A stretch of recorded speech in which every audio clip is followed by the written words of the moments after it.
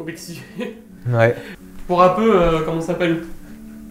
Pour un peu connecter la personne, genre faire comprendre que c'est pas facile en fait. Mais du coup, faut oser se montrer imparfait. Ah ouais. Ah ouais, justement, comme ça.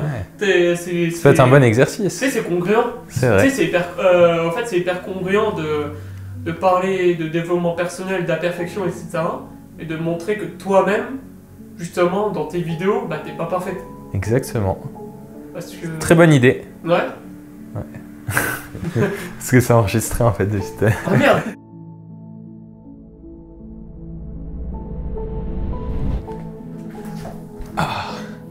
Alors ça, c'était il y a 3 mois. Et aujourd'hui, j'aimerais vous parler du perfectionnisme. C'est vrai ça, pourquoi voulons-nous être parfaits? Alors il y a quelques mois, j'ai eu plusieurs prises de conscience par rapport à ça. Et une prise... Chut, tais-toi. Bon, on va la refaire. Alors je disais, il y a une prise de conscience qui m'a particulièrement marqué par rapport au perfectionnisme. En fait, j'étais en train de me former à la PNL humaniste à Bar-le-Duc, donc en Lorraine. Mon formateur était en train de nous faire prendre conscience de pas mal de choses. Et en l'écoutant, je me suis dit, mais à un moment, je me suis pas senti bien.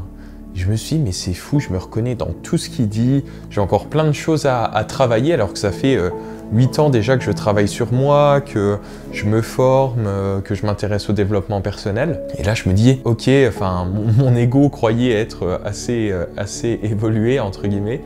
Et c'était le cas, hein, mon ego était évolué. Et du coup, je me suis pris un peu une claque puisque je me suis dit, mais en fait, t'as tellement de choses encore que tu peux améliorer, travailler, réajuster, que tu seras jamais heureux.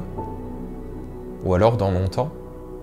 Puis au bout d'un moment, je me suis dit, mais qu'est-ce que tu racontes? Je me suis dit, stop là, il y a un truc qui va pas. Tu es en train d'associer le bonheur, qui aura lieu dans le futur, à la perfection, qui aura lieu dans très très longtemps, et je pense pas que ça puisse s'atteindre un jour. Et en fait, j'ai pris conscience de ça, et je me suis dit, mais c'est fou, c'est comme si je repoussais le bonheur à plus tard. Comme si je serais heureux le jour où je serais parfait. Alors c'est comme si mon état d'esprit c'était tout ou rien, blanc ou noir. Soit je fais les choses parfaitement, soit je les fais pas du tout. Et du coup ça entraînait de la procrastination chez moi, c'est-à-dire que j'avais tendance à repousser au lendemain, ou plutôt au mois d'après ou à l'année d'après, les choses vraiment importantes, puisque je me sentais pas prêt, je me sentais pas assez parfait. Par exemple la chaîne YouTube, ça fait déjà 5 ans que j'ai envie d'en lancer une, et c'est seulement 5 ans plus tard que je l'ai lancé, puisque je me sentais pas assez légitime. Donc le fait de vouloir être parfait, ça touche aussi à l'estime de soi. Alors cette chaîne YouTube, je l'ai lancée et comme je vous ai dit dans la précédente vidéo, j'écrivais tout de A à Z. J'écrivais mon texte en entier et je lisais quasiment mot à mot. Alors ça se voyait pas trop, hein, d'après les retours que j'ai eu au montage, mais moi je voyais que je perdais en authenticité. Et si vous regardez cette vidéo et que vous en mettez une autre, vous allez voir que je suis pas pareil dans les deux vidéos, parce que l'autre vidéo, j'ai comme le masque de la perfection. Et du coup, j'étais pas vraiment moi-même. Donc le perfectionnisme, ça peut nous faire perdre énormément de temps. Comme je l'ai dit dans l'autre vidéo encore, je le redis rapidement, pour une vidéo de 2 minutes, j'ai passé 10 heures. Et pour les premières vidéos que je tournais, je passais 35 heures par vidéo. Donc le fait de vouloir être parfait, le perfectionnisme, c'est comme si on avait un filtre à l'intérieur de nous, le conscient qui veut tout rationaliser, contrôler, chaque petit détail, même les choses qui n'ont pas vraiment d'importance, on va y consacrer beaucoup de temps. Et d'ailleurs, ce qui se passait chez moi, et peut-être vous allez aussi peut-être vous reconnaître là-dedans si vous avez un peu ce côté perfectionniste, c'est que j'avais vraiment du mal à accepter les erreurs des autres, leur imperfection. C'est-à-dire que quand une personne faisait une erreur ou se donnait pas à fond dans quelque chose, ça m'énervait, je ressentais un peu une émotion de la colère. Et qu'est-ce que ça voulait dire? En fait, c'était mon propre reflet. Le manque de flexibilité, la dureté que j'avais avec moi-même, je la voyais chez les autres et du coup, c'était comme des miroirs. Ça me renvoyait ce manque de bienveillance, comment je pourrais appeler ça? Alors, ce qui est maintenant intéressant à voir, c'est quelles sont les causes de tout ça. D'où est-ce que ça vient le perfectionnisme? Eh bien, les causes sont souvent dans notre enfance.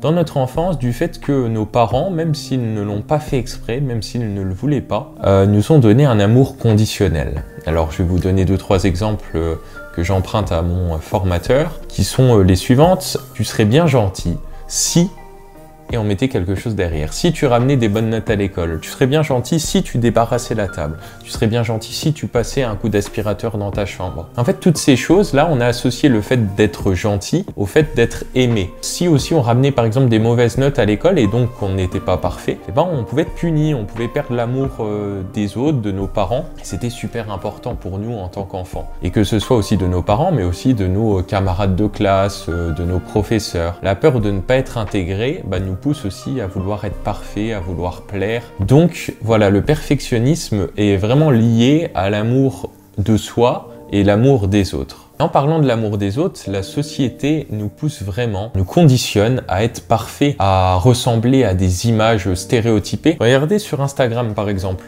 Le nombre les chiffres, alors je les ai pas en tête, ça entraîne beaucoup de dépression chez les jeunes.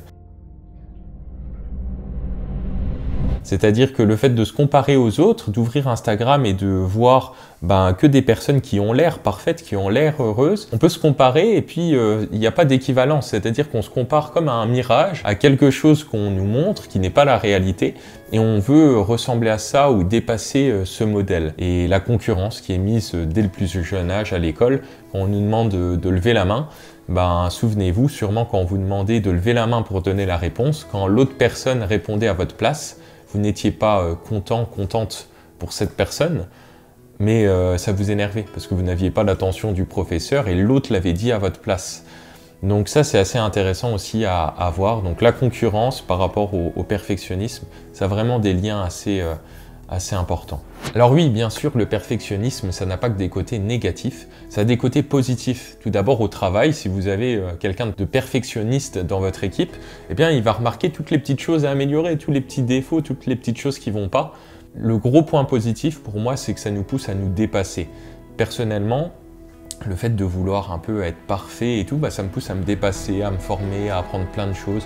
Là, pour la vidéo, j'ai regardé comment filmer, comment avoir un bon éclairage. Alors, je sais que c'est pas parfait, mais peut-être que si j'aurais été plus un peu je m'en foutiste par rapport à ça, peut-être que les vidéos seraient de moins bonne qualité et voilà. Donc, je pense que le perfectionnisme, ça nous pousse aussi à nous dépasser, donc ça a aussi des côtés positifs. D'ailleurs, beaucoup d'artistes connus, beaucoup de sportifs de haut niveau sont forcément perfectionnistes pour atteindre un tel niveau ou de telles réalisations dans ce qu'ils font. Donc vous voyez que ça a aussi des bons côtés. Alors maintenant, peut-être que vous vous demandez, ok, c'est bien beau tout ça, c'est bien beau d'en prendre conscience, mais quel est le remède? Quelle est la solution? Qu'est-ce qu'il faut faire pour en sortir et arrêter de courir vers ce bonheur illusoire qui aura lieu dans le futur? Bien, la première chose, c'est d'en prendre conscience. C'est-à-dire que là, si vous avez une feuille de salade entre les dents et que personne ne vous le dit et qu'elle ne tombe pas toute seule et que vous allez à une réunion, vous allez faire toute la réunion avec une feuille de salade entre les dents. Pourquoi? Parce que vous n'en aurez pas conscience.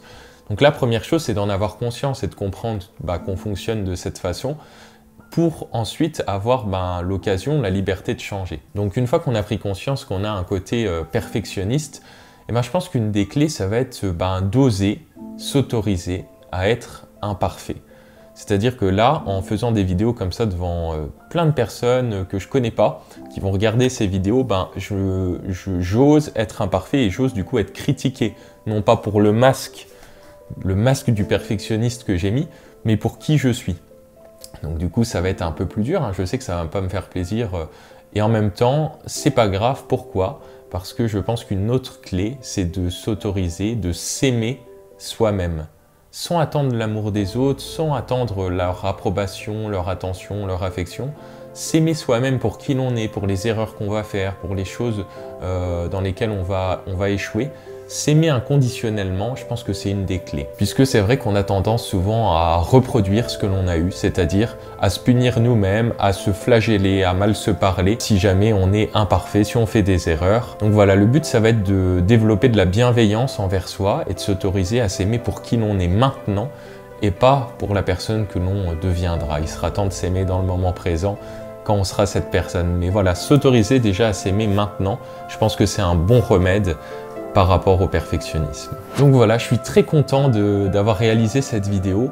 Pourquoi? Parce que avant, cette part de moi un peu qui voulait être parfaite bridait trop ma créativité, bridait trop mon inconscient, mon côté créatif, spontané. Et là, de faire cette vidéo en étant authentique, spontané, et franchement, je pense que ça doit se ressentir de l'autre côté de l'écran. Et en fait, j'adore, enfin, je kiffe, j'ai de l'énergie. Et surtout, je trouve que c'est plus juste puisque les mots ne sont pas filtrés par le conscient qui veut tout contrôler pour être parfait, mais ils viennent plus du cœur.